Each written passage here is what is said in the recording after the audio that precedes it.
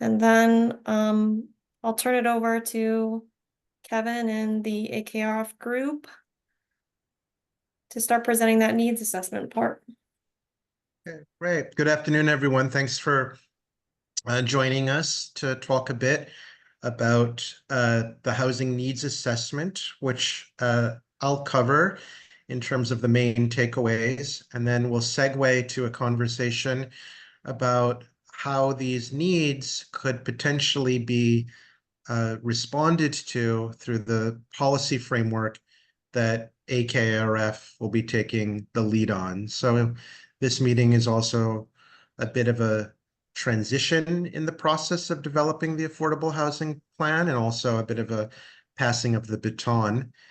Just to give you a quick overview, as you all know, the housing needs assessment reflects a combination of different pieces of information that we gathered over the last 6 months, including demographic data, housing data, interviews with stakeholders, including many of you, and a fairly robust community engagement process, as well as some findings from the survey. And we took all of that information and we put it in a rather voluminous 50-page report that I encourage you all to go through. I realize it's a lot of information, it's a lot of data, and so a shortcut would be for you to take a look at the key findings. There's 8 of them at the beginning of the document, and so just sort of in the interest of efficiency, if you do one thing, I'd suggest you read that carefully. I'm going to go over now what those findings are. The first one, and these findings, I think, are all going to be intuitive to you. I'm not going to tell you anything that you don't know. The value that we brought was to confirm these findings, memorialize them, and then anchor them within data and community input. I think just to start off, we did a lot of number crunching, looking at the economic composition of this community. And I think we got a lot of encouragement from the city staff, from Steve, that one of the things they really wanted to see come out of the housing needs assessment was clarity on the subpopulations for whom there was the greatest housing needs, the unmet needs. Where were the challenges, and what were the gaps between the needs of certain subpopulations and also the supply? So we, you'll go through this in the document on your own, but the short of it is that even though Norwalk has a relatively high median income approaching 100,000, you still have a substantial part of the population that is very low income. More than a third, 35% of that population is very low income. And through our dialogue and speaking with with Michelle Condorino and talking with Adam, we really came to recognize the degree to which this community is not fully served and the challenges involved in serving them, that there is only so much that the housing authority can provide in terms of units and in terms of vouchers of need, and that there's a lot of challenges in serving this community in the context of limited amounts of federal and state funding that would enable greater housing. I'm not suggesting that we do nothing or that we shouldn't do more. But what I am suggesting is that in addition to providing more housing for this population, that there also has to be, a greater co-commitment of resources on the social services, on ladders of opportunity, on the economic development aspects. I think one of the most interesting transitions that happened over the last 10 years, and we got this, I think, through the data provided with Michelle, was that a degree of success that the investment in social services has had in reducing the threat of chronic homelessness, but that at the same time, we're still dealing with an enduring threat of housing insecurity for this population. I'll also add that we did a lot of work on the outreach process with the very low income households, and Tiffany, who was leading the engagement effort on that front. I don't know, Tiffany, if you wanted to add anything beyond what I've said here, in terms of things that you may have heard from very low income households in your direct conversations. No, I mean, I mean, reiterate what you're saying and have said already, but I think there was much conversation, regarding, housing with services and supportive housing and the continued need for that and quality supportive and housing. So I'm just reiterating, some of what you said, but that did come through in much of the engagement effort. Absolutely, Kevin. Yeah. Okay. We'll move on to the second finding, and you, of course, I'm going to go through it in totality, and I think it helps for you to see all of the findings and maybe even to see the ways in which Ashley's forthcoming policy framework will be responding to this. But I just want to reassure you, even though I'm going through it in totality, you'll have plenty of opportunities to comment here, but beyond also afterwards here.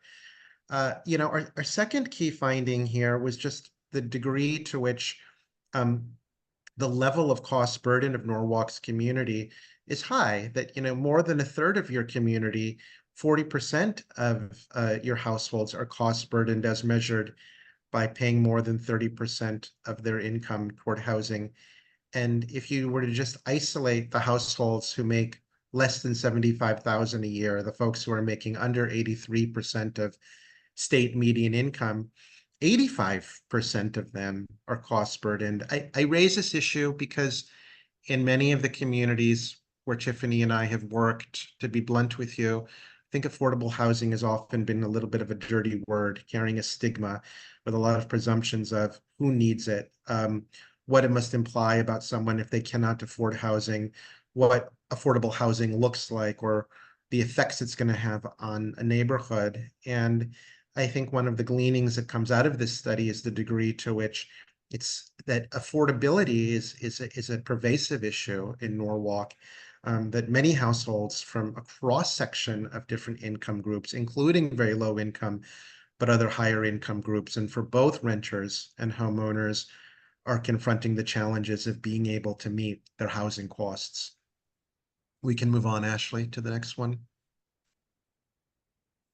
So, in as much as I say that the issue of cost burden is broadly experienced, we also have to acknowledge that there are some groups that experience the levels of cost burden more than others. And this is very true for renters, especially low income renters. So almost half of your renters are cost burdened. This is across different income groups.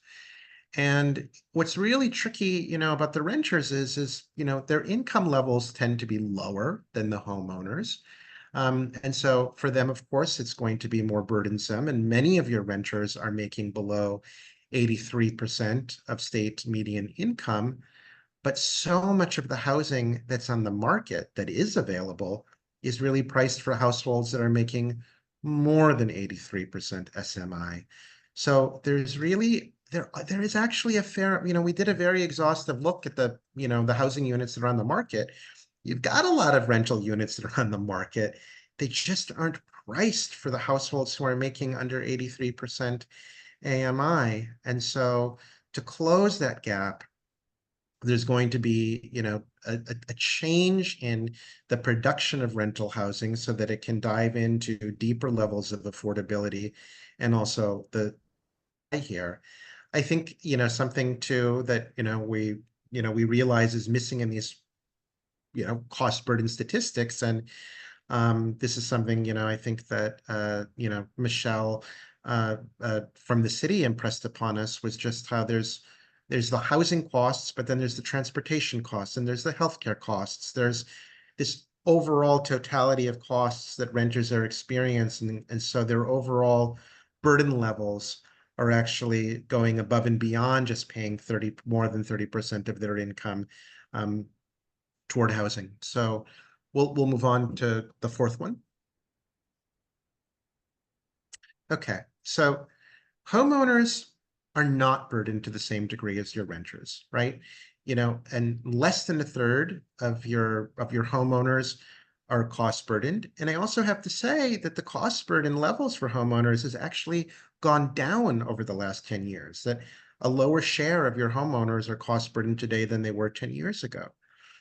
In a way that would be reassuring, except it's not really, because what it's really kind of revealing is the degree to which in order to be a homeowner in Norwalk, you need to have a significantly high income to be able to do that.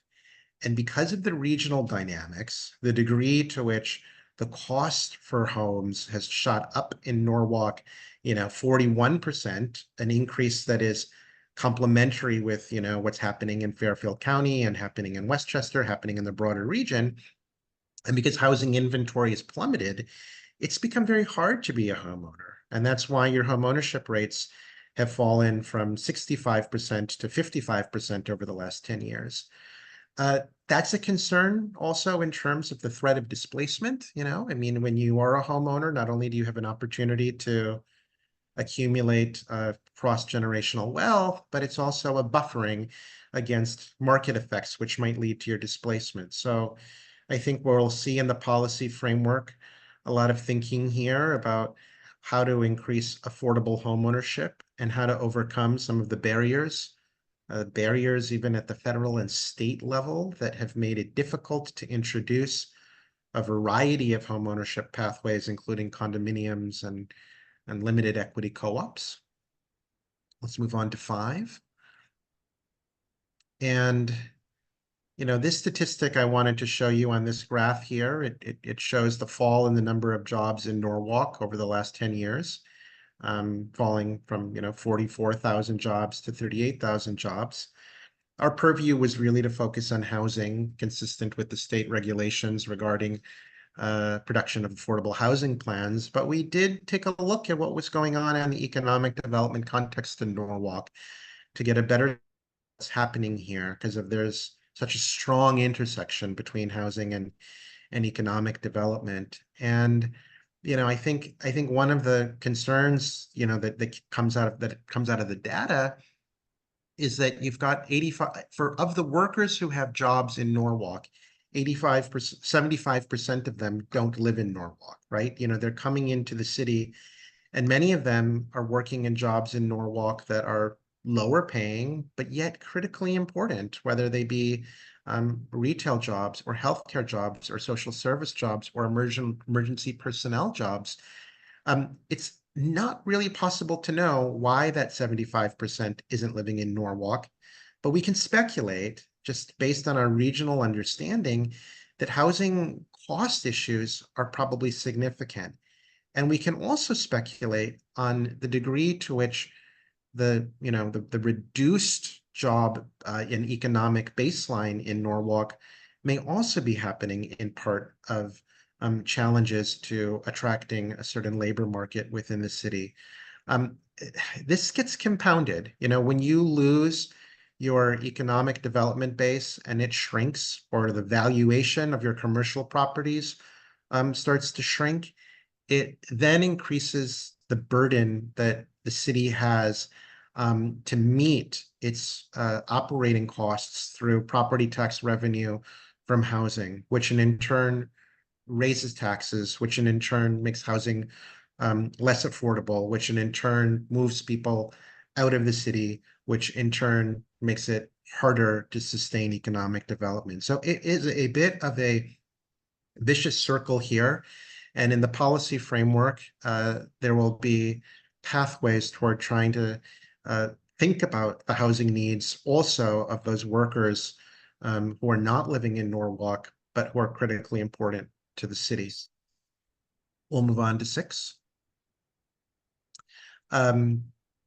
This was probably the biggest controversy that happened in our outreach process, and this meaning questions about whether or not the introduction of new rental housing in Norwalk has been good or bad. A lot of the residents were very skeptical of it, feeling that the housing wasn't for local residents, that it was priced way above and beyond the needs of ordinary Norwalkers, that it was catering to a regional population, or that it was responding to regional housing needs versus local housing needs. And I think when we look at the data, the degree to which the increased supply of rental housing versus the higher levels of rental housing cost burden, we do see that there's a mismatch, right? We do see that there's a mismatch between, the price of the new rental housing and the capacity of Norwalk residents making below 83% AMI to afford that housing. What may have been also harder, though, to grasp, for many residents is the degree to which the introduction of that housing also came with a lot of other positives, in terms of stabilizing, distressed lots or introducing a new level of economic activity into parts of the city, or better linking housing supply with, with transit.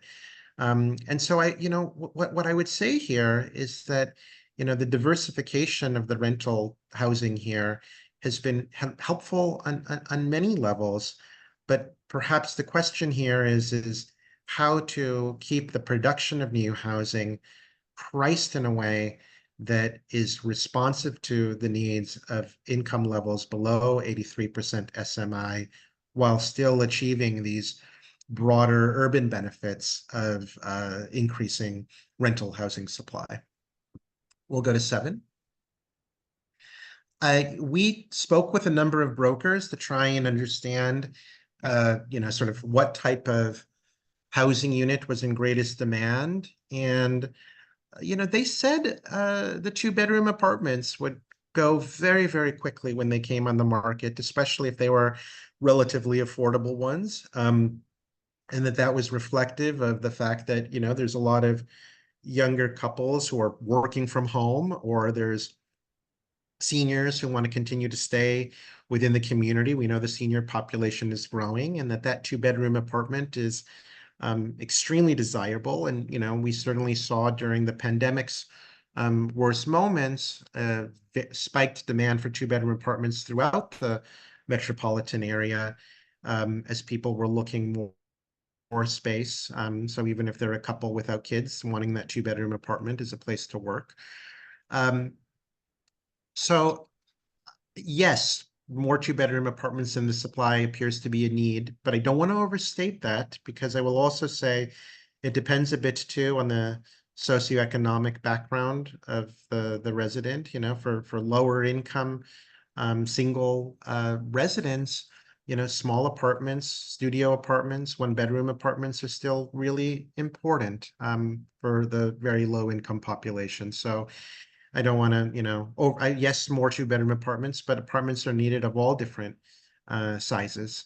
And then lastly, we'll go to our final point, which relates to the linkage of new housing development to transit access. And if there was one thing that everyone seemed to agree upon in our outreach efforts, and I think Tiffany, you can, echo this too, in all the conversations that we've had, was how much people really championed the possibility of having housing close to expanded transit services, given the mounting concerns about traffic and the concerns that new housing supply could potentially further exacerbate traffic congestion and make it harder. So we just heard that it's not just about increasing the amount of housing, but increasing the levels of transit. I know that is easier said than done, and concurrent with our study has been a transit study, but I think it's just one of the most palpable and needs within the city is to create that linkage. And it's one for which, at least in our outreach efforts, there seemed to be a great deal of consensus. So that closes my summation of the housing needs assessment at the top level. There's certainly a lot more information that you can go through and come back to me with questions on, and I can certainly answer some questions here, or if you also would prefer, we can also tack to Ashley and then have questions afterwards. So it's really up to you if anyone's got a pressing question now, or if you want to, move on to the policy framework phase of the process, that's fine too.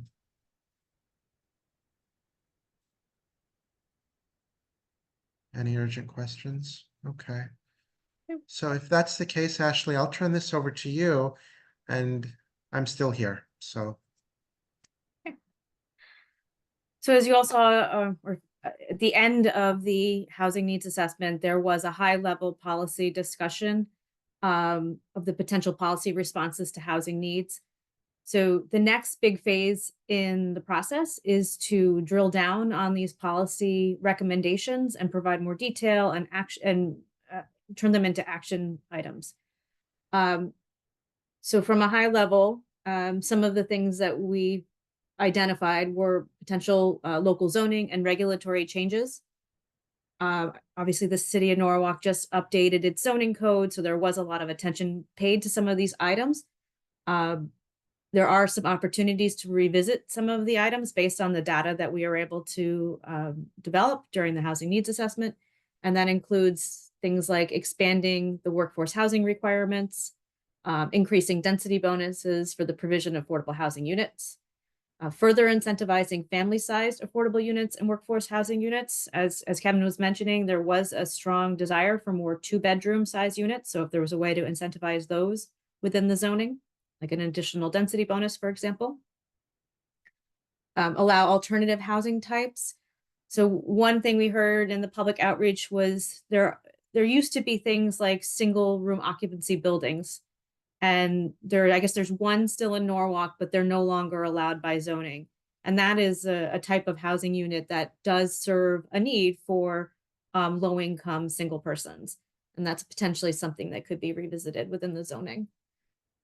Increasing permitted density to facilitate increased supply of all housing types. Further incentivizing transit-oriented development. Reduction of parking requirements. One of the biggest barriers to affordable housing at a higher density is the cost of providing parking. Structured parking is incredibly expensive in this area. So if reduction of the parking requirements, especially for units that are close to public transit or walking distance to an employment area, that's something that could be revisited. Minimizing restrictions on accessory dwelling units. These are not pure affordable housing, but they are a type of unit that does fill a need for seniors to age in place or for new homeowners to be able to afford a home if they're able to have a rental unit on their property. There could be a revisiting of some of the restrictions that are in the code on those types of units. Streamlining development review and approval process for affordable developments. Just the length of time that it takes to get a project approved can be a barrier to affordable housing. If we have questions, do you want questions now or just at the end? I can take them as we go along by topic.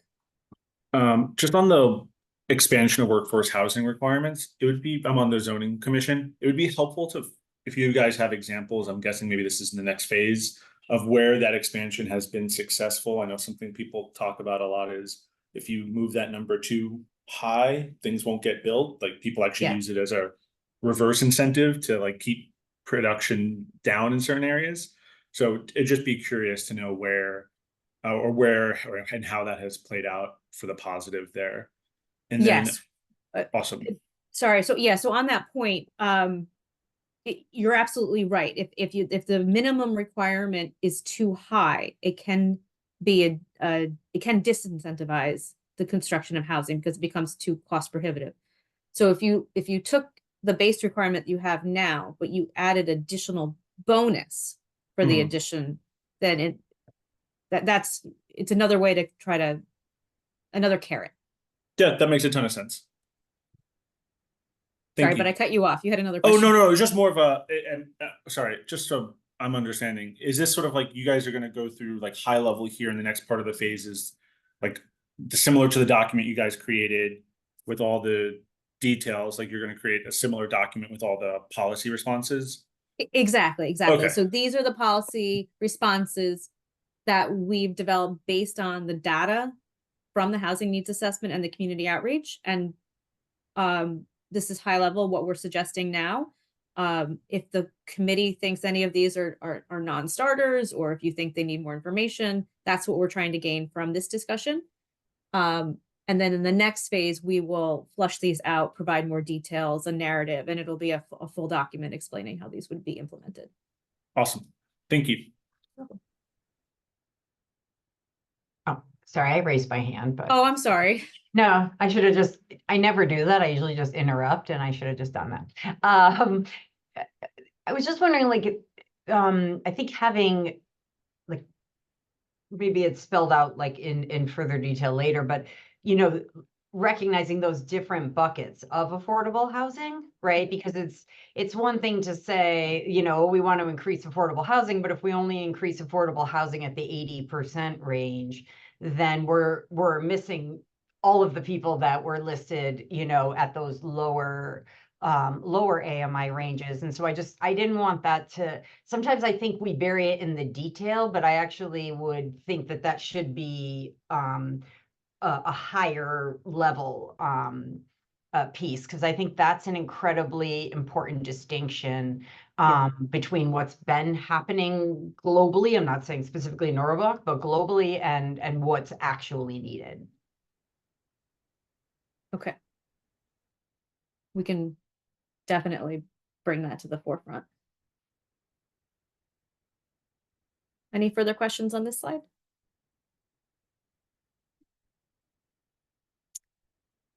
So another policy recommendation is additional public-private partnerships.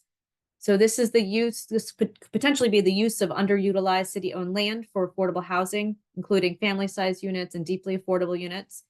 And the idea here is that you would identify underutilized property within the city and through a competitive developer RFP process that includes specific criteria on what the city is trying to achieve. So it could be specifying a certain type of unit, it could be specifying a community benefit, like a space for an education program, space for outdoor, like playgrounds and whatnot. If it was near a transit area, it could include public parking. But within that RFP, you would specify your minimum requirements of what each of these developers would need to hit. And then it would be a competitive process, and the city would be able to pick from that process to see which developer's product best meets the needs of the city. And then you could advance a development that way. And those types of developments typically include a mix of public land, public funds, and private capital. And one of the things we're doing in the next phase is we are looking at potential underutilized sites throughout the city. Any questions on this?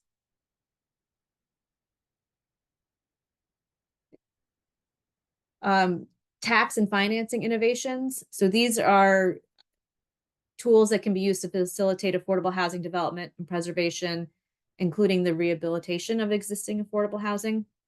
And these are things like micro grants to facilitate capital improvements on existing developments, community land trust. One of the things we heard a lot is a need for more home ownership units that are affordable, and community land trusts are one way to develop affordable home ownership opportunities. And those land trusts would include, they would be able to regulate income restrictions and resale limitations.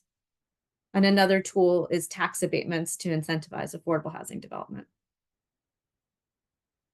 Any questions on this?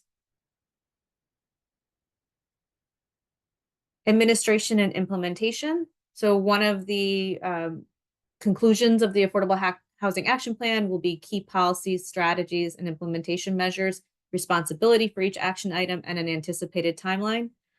Throughout this process, one of the things we realize is that we need to have a better way of tracking success on the development of affordable housing.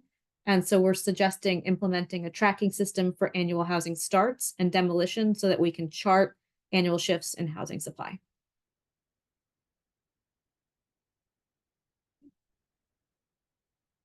Federal and state advocacy.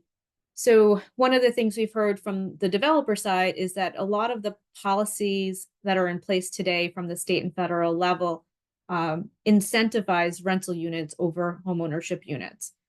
So, you know, to develop more of these affordable homeownership units, there do need to be changes at the federal and state level. And we can, or you can as a local municipality, work with your state and federal delegation to lobby for some of these changes.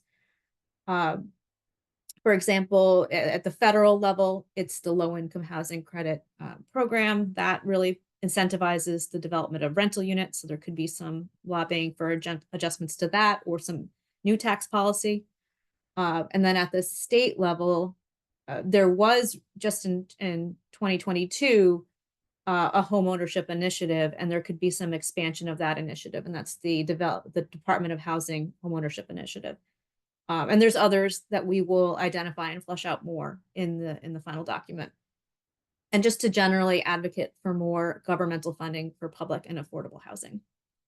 Another one just that I thought of after I put the presentation together is looking at brownfield tax credit programs. That's another good incentive for affordable housing, because those are tied to, or oftentimes are tied to, the provision of 12% affordable units have to be provided if you get brownfield tax credits. So just the next steps of this are to further define the values, goals, and objectives that have come out of our outreach so far, establish the action and implementation plan. So those are some of the policy guidance, the policy items that we just went over, and we'll flesh out more. Then we'll be assessing the impacts and benefits of the proposed actions. Then we'll finalize the Affordable Housing Action Plan, and then there will be a guidebook on how to implement the Affordable Housing Plan in Norwalk. The goal is to work on these items over the summer, to have more meetings with the committee, potentially once a month, and then the city would be able to adopt this in the fall.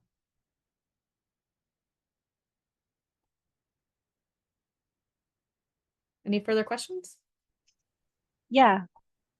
You guys said towards the beginning that this wasn't going to show us anything we didn't already know. What, if anything, surprised you in looking at Norwalk?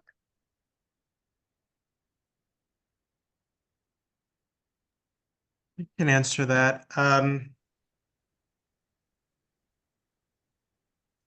Well, something that came out of the engagement process, I think, was a bit surprising, and it was in a good way. Sometimes when communities have conversations about housing, there is a knee-jerk anxiety and fear of bringing in more housing, or a fear of affordable housing, but it might even just be of any type of housing. And in our outreach process, that's not what we encountered, right? Like, we did not enter into the city of Norwalk and hear repeatedly, don't build more, we're built out, we don't have an affordability problem. We actually heard quite a lot of support for more housing in Norwalk. It was just about getting the location and the price points of the housing right, so that was reassuring to hear. In terms of sort of what the data showed, and I think I was a bit surprised to see that cost burden levels for homeowners had gone down, right? But I think that speaks to a particular dynamic in which the amount of income required to sustain a home in Norwalk has gone up so much that, by virtue of that, the cost burden levels, have dropped. So that was something that, kind of came up. But in terms of the general market trends, those market trends that are unfolding in Norwalk in terms of higher prices for both rental and ownership units, very, very low inventory, and lots of anxiety about being able to stay within the community if you are under 83% of median income, that's consistent with many, many places throughout the Metro New York area and within Western Connecticut. And the degree to which it's being experienced by households, who are in that other lower than 83% AMI, is very common, because the problems you're encountering as a community are not necessarily, specific to you. They're representative of much broader macroeconomic and regional challenges that are affecting the supply of housing and increasing the levels of cost burden.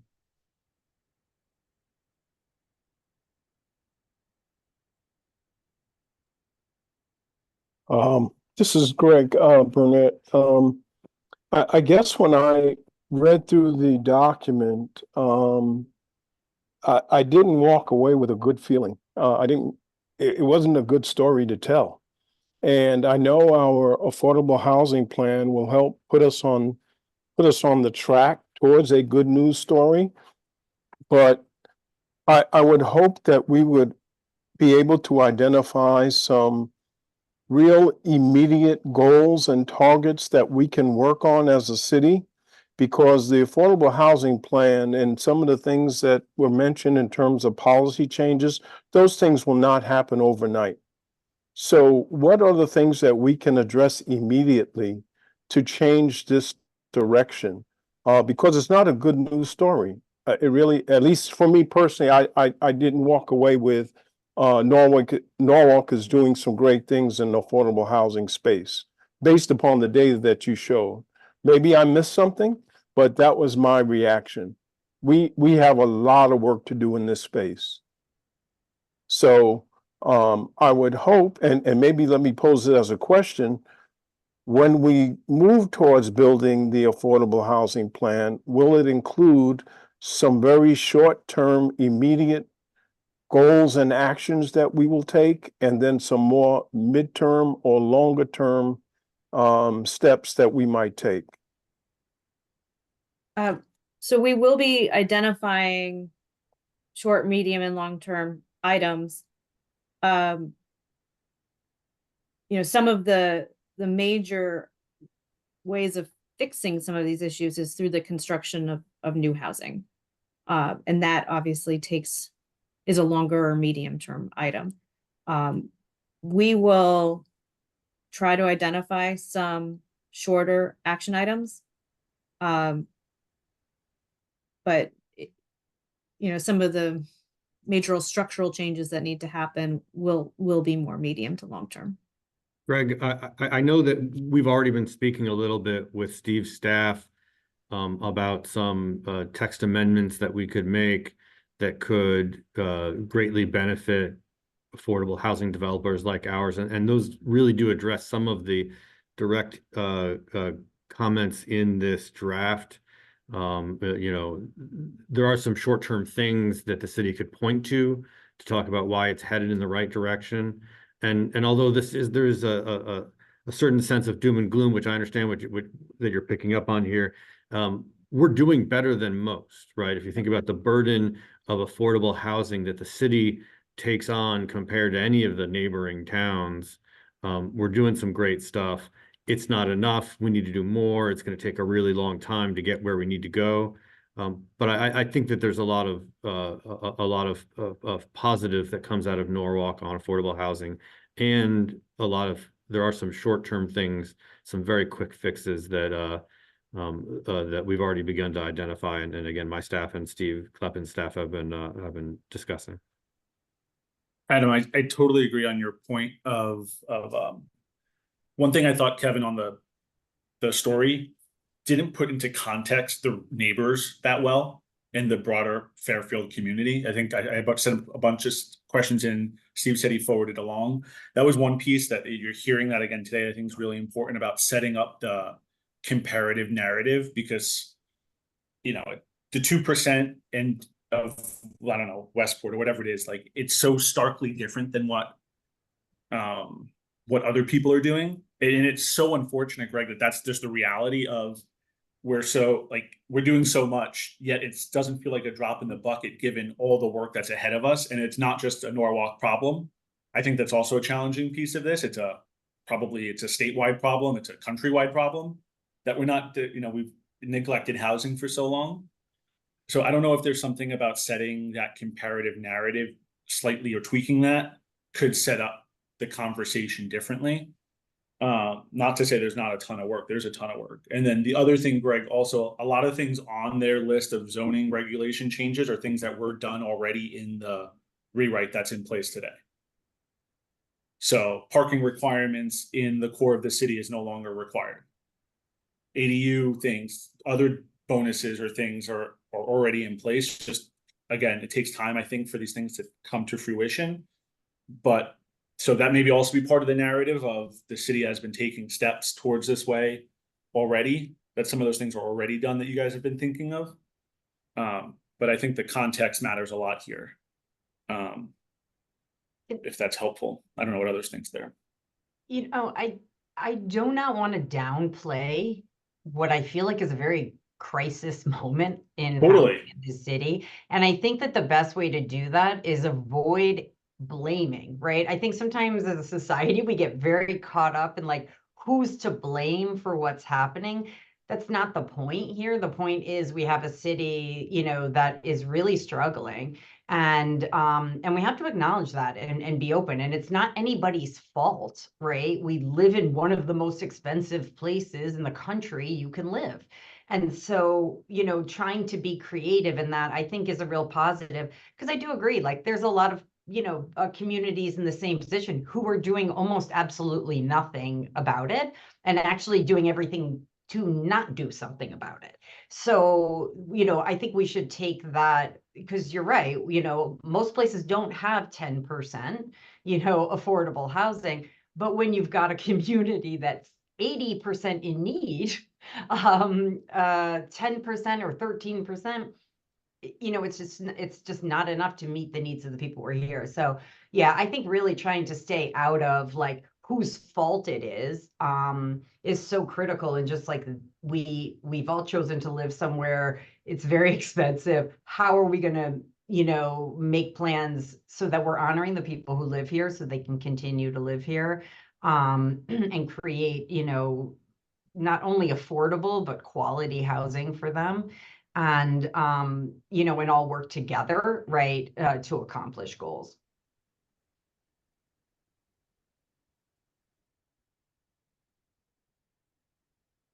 I really like the list of recommendations. Obviously, one of them was to have more duplexes and two families, townhomes, and that's something we tried to do with the rewrite on a very small scale, actually, and even that small scale got pulled back to an almost minuscule scale. So certainly I would be interested if you guys have any recommendations on how to reapproach that with community buy-in, specific, anything. If you look at what we tried to do and where we didn't quite need it, any recommendations on approaching it differently. Also very interested in the SROs and the proliferation of unpermitted Hey, Anna, multifamily I think you're housing. breaking up. I'll send you know.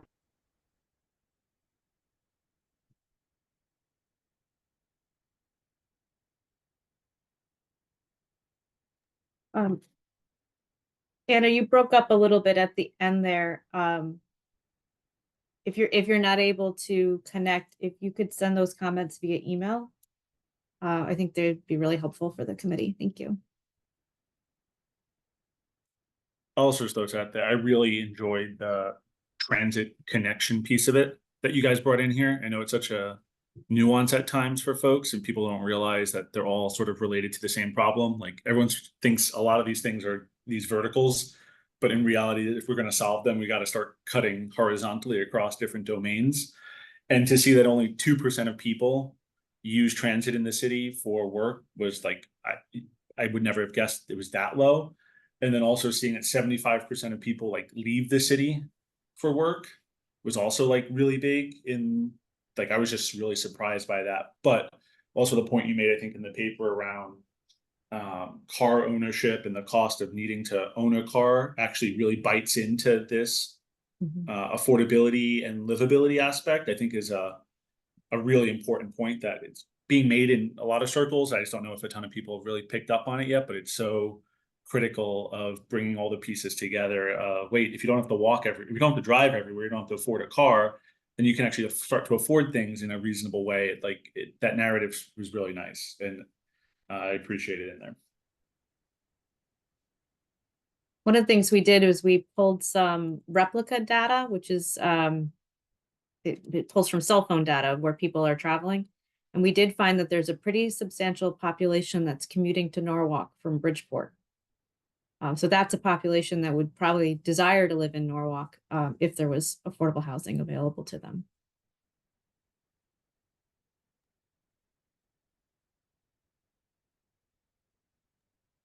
Hi, can you guys hear me better now? Yes. I switched headphones. No, I was just saying that if you guys could take a look at the work we tried to do on expanding two family units and townhomes and all of that last year, and give any recommendations on how to approach it differently in the future, what we could do in the future to meet that goal. And then with the SROs, I'd be very interested in looking at how we can make that happen. We have it seems a good amount of unpermitted multifamily housing, or it's multifamily for 3 or 4 units, and there's a ton of people living there who shouldn't be, and it can be dangerous, and we've had fires or almost fires in basements and all of that.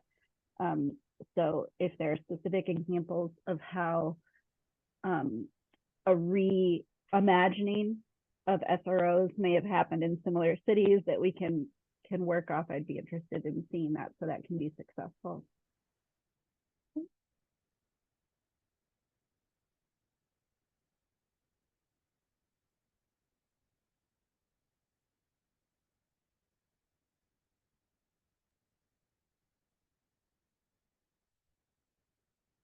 So I guess if anybody else doesn't have any more questions, I was gonna say, I know Anna was able to get back on, but that made me remember, others that weren't here today, or if you have any additional comments, you can email us and we can forward them along to AKRF. And then I guess next steps is, nailing down a regular meeting time, as we go through the next phase. I think that will be crucial to, keep on track for the fall